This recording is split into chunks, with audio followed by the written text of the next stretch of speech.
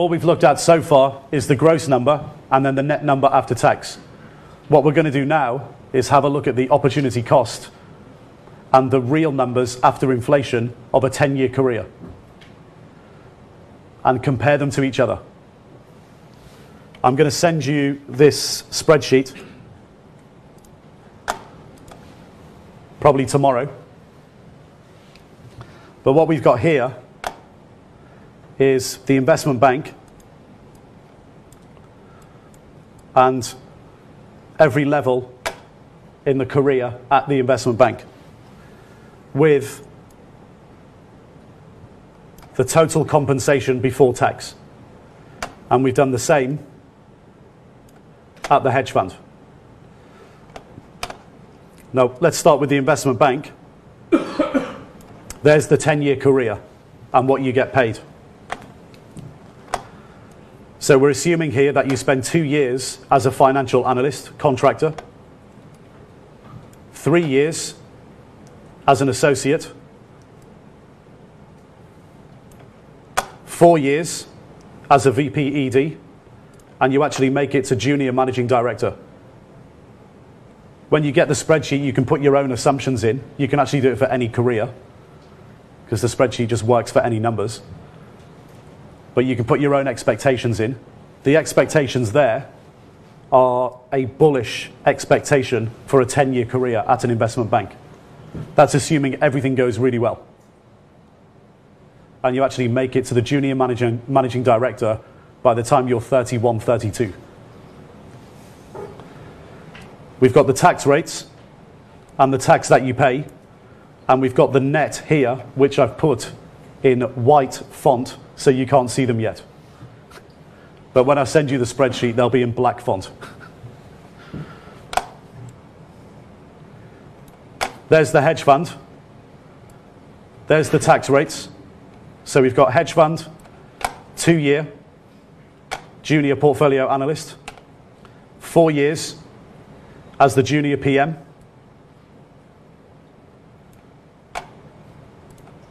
it was actually longer, wasn't it? 1, 2, 3, 4, 5. 5 years as the junior PM and 3 years as the senior PM. That's very, very achievable. That's a standard career if you go to a billion-dollar hedge fund. So we're going to compare a bullish expectation of a career at an investment bank and a standard expectation at a hedge fund, a billion-dollar hedge fund. You got the tax here, tax rates and tax you pay. And again, I've put them in white. The difference between the hedge fund and the investment bank is that you have to reinvest a portion of your bonus into the strategy. And this is where it makes all the difference. So let's start with the investment bank. What we've done here is assumed that you leave university £30,000 in debt. If that's not the case, when you leave, if you get the spreadsheet tomorrow, just change it to 0. It won't make much difference, but just change it. See what happens. You can play with the numbers. We've also assumed that you actually save throughout your career, or at least in the first 5 years, 10% of your net salary. It's very unlikely that you will, but let's just assume that you do. We've assumed a risk-free rate of 1% and inflation at the official Bank of England target of 3%.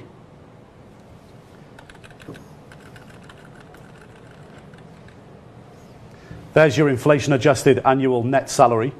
That's what you get paid, progressing over 10 years.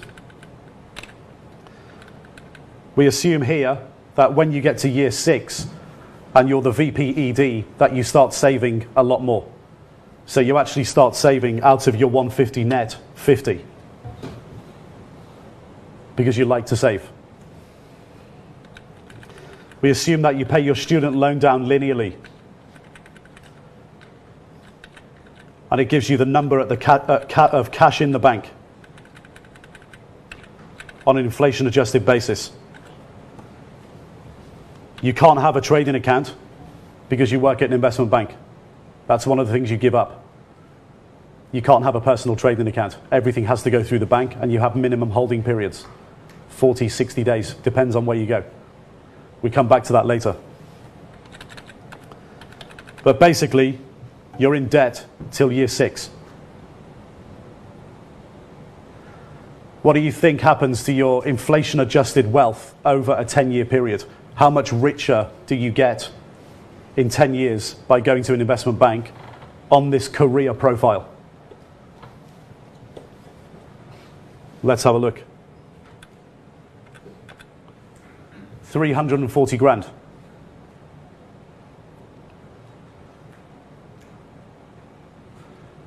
Unfortunately, at this moment in time, you simply cannot buy a one-bedroom apartment in central London for 340 grand. With inflation at that rate, in 10 years' time, you won't even be able to buy a studio apartment. You'll still be flat sharing.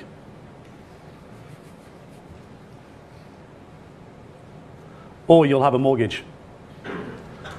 Because at this stage, obviously, you'll be able to put a deposit down on something, but you're going to need at least 75 grand to put a deposit down on something that's $500,000 to enable you to borrow the rest. That's on today's numbers. So you might be able to get a mortgage in year 7. Up until that level, you'll be flat sharing. Now let's have a look at the hedge fund.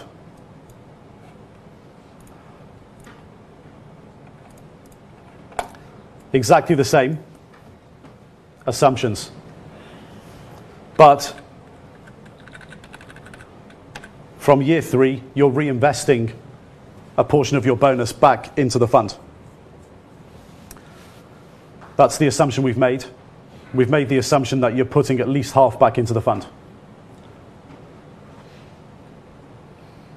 What we haven't assumed, and you need to play with the numbers when you get it, is that the hedge fund actually keeps making a compounded return every year.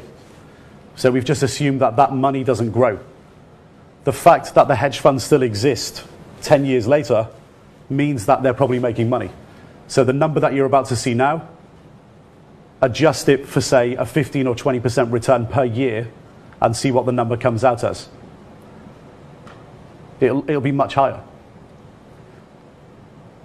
Let's have a look at what happens to your wealth over 10 years if you go to the $1 billion hedge fund.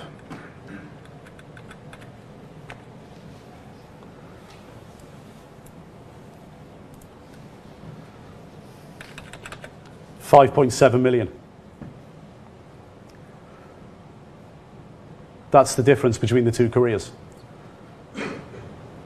If you go to the hedge fund for 10 years and you go on the standard career profile of the $1 billion hedge fund, you can end up with this or a lot more. That's going to buy you 18 studio apartments in central London, and you can rent them out to all the guys at investment banks. You can make even more. But there's also an opportunity cost in trading for yourself.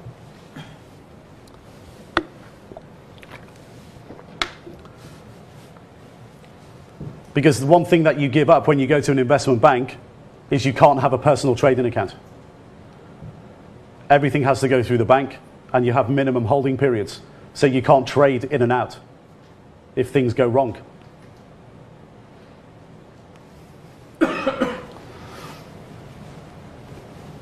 So we've got an example here of actually starting to trade with your own money when you're young, and what a 10-year situation can look like. So we can quantify objectively the opportunity cost, what you actually give up. This is what you give up. Has anybody had a personal trading account before? A spread betting account or CFD account? Yeah? So you understand what it means to deposit money on margin and get leverage. What you'll find when you trade in a spread betting account or a CFD account, you will deposit money into the brokerage account. That money is then collateralized, and the broker lends you money to trade with, using that money as collateral. In indices in the UK, Europe, stocks and commodities, for UK mainland Europe citizens, you'll be given 10 times what you put in your account. In currencies, Forex, you'll be given 100, maybe even 200 times. Typically 100. In the US, the margin requirement is a lot higher. So depending on the product, 33 to 50% to run overnight positions. But seeing as though we're in UK, mainland Europe,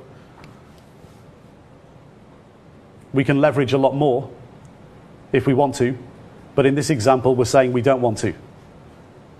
We're saying no to the 10 times and the 100 times because it's risky. No professional traders leverage that much. They'll leverage in equities 4 to 5 times, commodities 4 to 5 times, currencies 6 to 8 times. That's a typical professional trader profile. Here we're assuming that we leverage 5 times. So imagine if you leverage 100 times, you put 10 grand in your account and you leverage up to $1 million. If that trade loses 1%, your money's gone. You'll get a margin call. The broker will call you and ask you to deposit more margin in your account to pay for the losses. We're not doing that here. We're doing what professionals do. That's for stupid retail traders. Professionals will leverage 5, maybe 8 in currencies. But what happens here in this example, if you put 25 grand in a trading account and you leverage 5 times up to 125 in year 1? Well, if you make a 20% return after inflation, so let's assume it's after inflation, so you actually make 24% and inflation, let's say, is 4. So you're making 2% a month return on a 5 times leveraged trading account. Your margin doubles every year. And when you get to year 11, you've got 25 million pounds.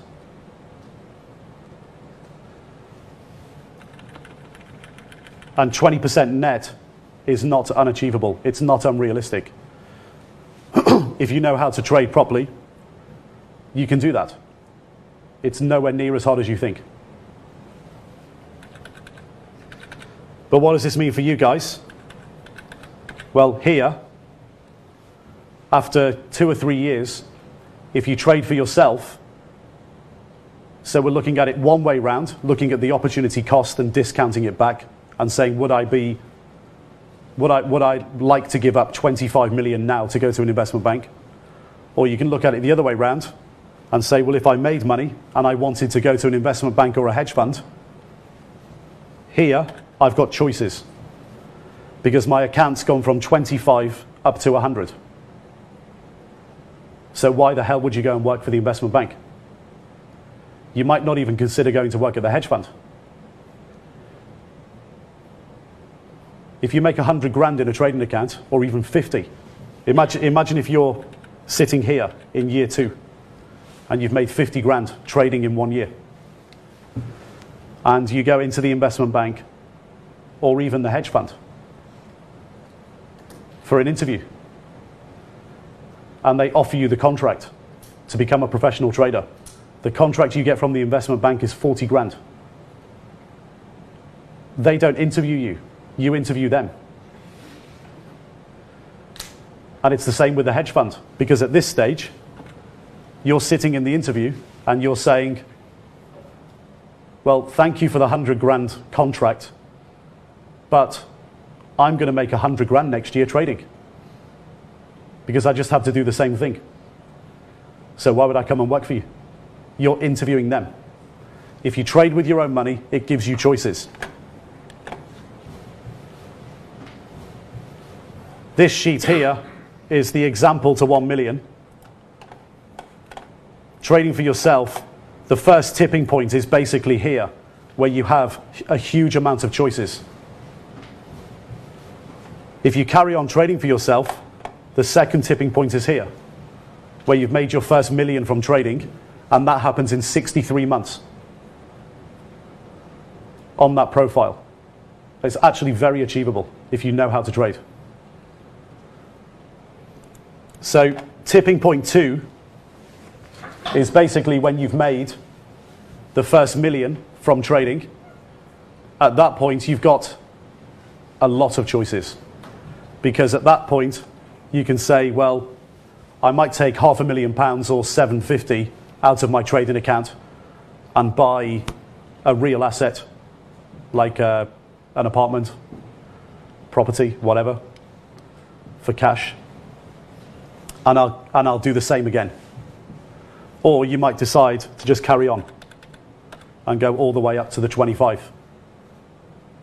So it depends what you want to do at each stage. But at the basic level,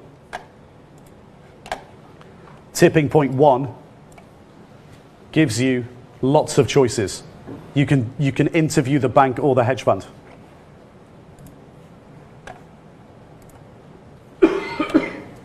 Like I said, I'll send you those numbers. But here's some other things that it does for you. The obvious one is you make money. You'll like doing it. It's a nice feeling when you turn 50 grand into 100 for the first time, because it gives you choices. The next one we've just discussed, you interview the bank or the hedge fund. You now have the power. They don't interview you as a candidate. They interview you as a peer. If you decide to go to an investment bank, if you've got the ability to make money trading yourself, you can go to the investment bank for 2 years and use them before they use you to learn the infrastructure of the business, and then you get out as quickly as possible and go to a hedge fund. If you don't want to go to a hedge fund and just carry on trading for yourself, you can reverse into being your own hedge fund. You can grow into it. The first thing you do is set up what we call a managed account structure, where you manage your own and other investors' money. And you trade that money on power of attorney. So people invest in you. If you get to that stage, just before tipping point 1, and you make money trading for yourself, it'll be no coincidence that lots of people become interested in wanting to give you money to trade with. People will be throwing 50, 100, 200 grand at you from all angles, because you've just proven over the last 2-3 years that you double the money every year. People will want to give you money. So instead of going to the hedge fund, you now have a choice where you can grow into your own hedge fund. What you could also do, and by the way, a hedge fund structure to set up costs about $1 million.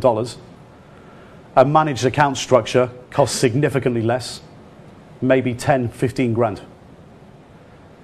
What you can also do is go to an outside investor and say, here's my track record. I want to set up my own hedge fund. And you can give equity in your hedge fund for the capital to set it up. That's possible as well. But let's define the opportunity cost.